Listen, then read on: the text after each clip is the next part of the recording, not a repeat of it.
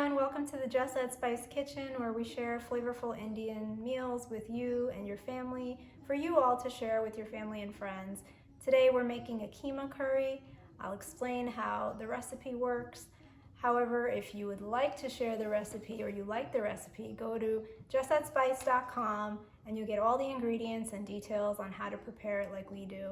This recipe is a surefire hit for you and your family, and the kids love it, and we can sneak in some veggies so that your kids will eat this too. So we're preparing a keema curry recipe today, and for those of you who don't know what keema is a minced meat, and it can be made with either ground beef or ground lamb. Today we're using ground lamb just so that we can get a little more flavor to the dish. So let's go ahead and look at what the ingredients are for this dish. We have a pound of ground lamb here, some frozen peas, water, beef broth, chopped red onion, mustard seeds, chopped ginger, a cinnamon stick, green chili chopped garlic, crushed tomatoes, some curry leaves, mild curry paste, and this spice blend includes paprika, coriander, garam masala, red chili powder, turmeric powder, and the details of everything in this spice blend are found on justadspice.com, so go there, check out the ingredients, and you'll get all the details. A cinnamon stick, chopped ginger. So let's start cooking. So in a Dutch oven here, I have some oil heated on medium-high heat, and I've already popped some mustard seeds. We're going to start adding the ingredients slowly so we can saute. First, we're adding the chopped red onion. And that sizzle is what you want to hear when you add these onions to the pot, because that makes the onions really brown, caramelized, and it releases its flavor into the other ingredients as we combine them.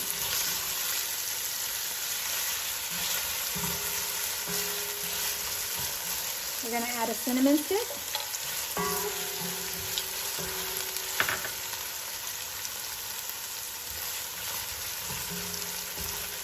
We're going to saute this for a couple of minutes. As I said, let that onion get some vibrant red color.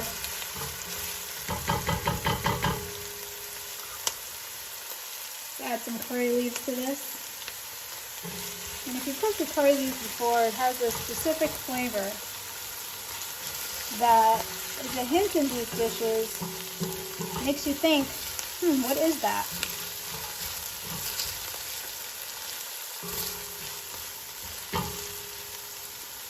Adding some ginger.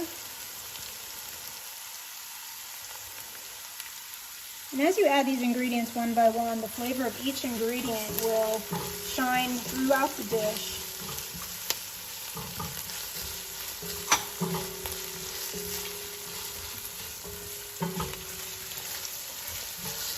As you can see, everything has turned into more vibrant colors.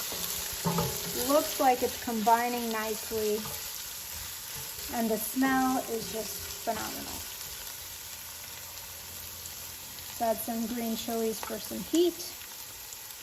This dish isn't too spicy. However, you will be missing something if you don't add the green chili.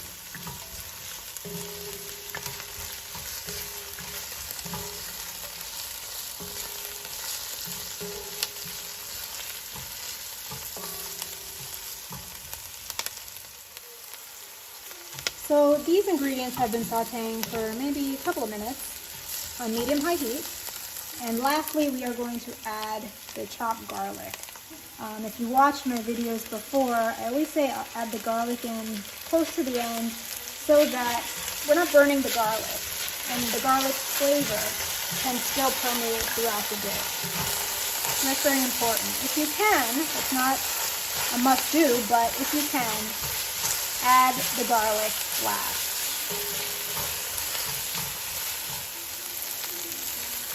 Our next ingredient is the spice curry blend of all these spices that we discussed earlier.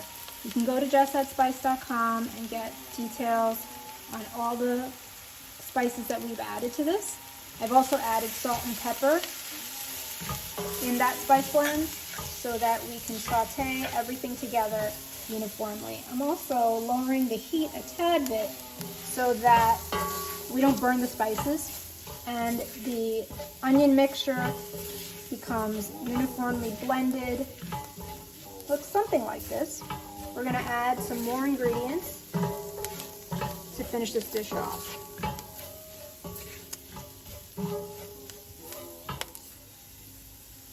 So our next couple of ingredients are the paste, the curry paste, which is mild curry paste. So like I said, this dish is not very spicy. It's just enough spice so that we can have a flavorful keema curry. We're still at medium-low heat. Going to add the crushed tomatoes.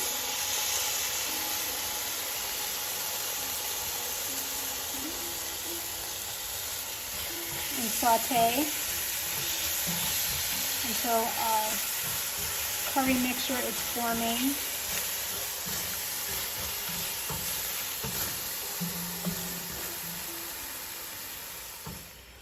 So I've added the ground lamb to the curry paste mixture with the onions and chilies and spice powders. And so what we're going to do is now mix this ground lamb into the spice mixture so that the ground lamb, the spices all marry, and the raw smell of the spices should have dissipated by now. We were at medium-low heat when we added the spices. Now we are going to raise the heat to medium-high and blend this all together so that we have one uniform meat mixture. At this stage of cooking, we're going to add the beef broth and mix it all together. I will probably add some water closer to halfway through the cooking process, cooking time. About 30 to 45 minutes depending on the heat of your stove and your pot that you are using for this Dutch oven. And this amount, I'm going to check it halfway through to see if the lamb releases any water. And if it does, and the curry consistency is to my liking, then I may not add some water. But you can always adjust according to your liking and according to what consistency you want out of your lamb keema curry. And so we're gonna put a lid on this, bring the heat back to medium-high heat, and cook this through for 30 to 45 minutes and check on it halfway.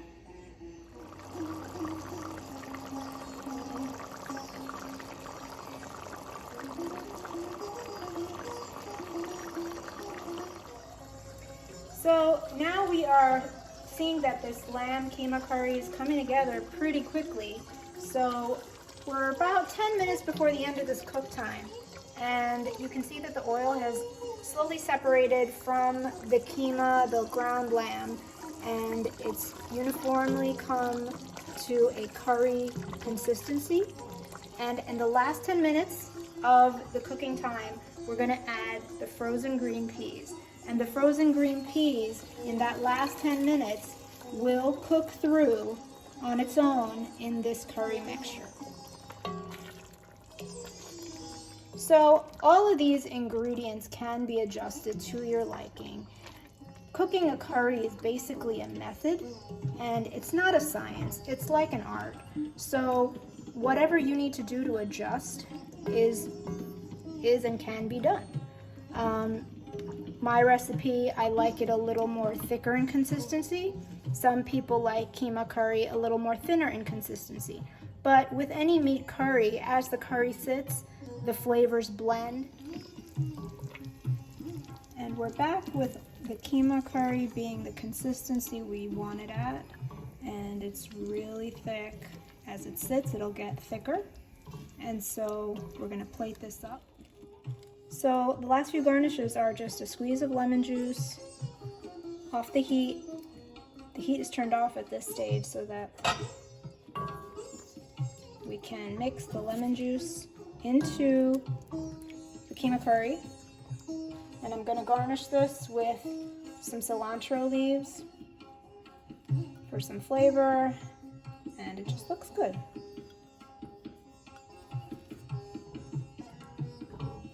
Mix it all together, and we'll plate it up in a bit.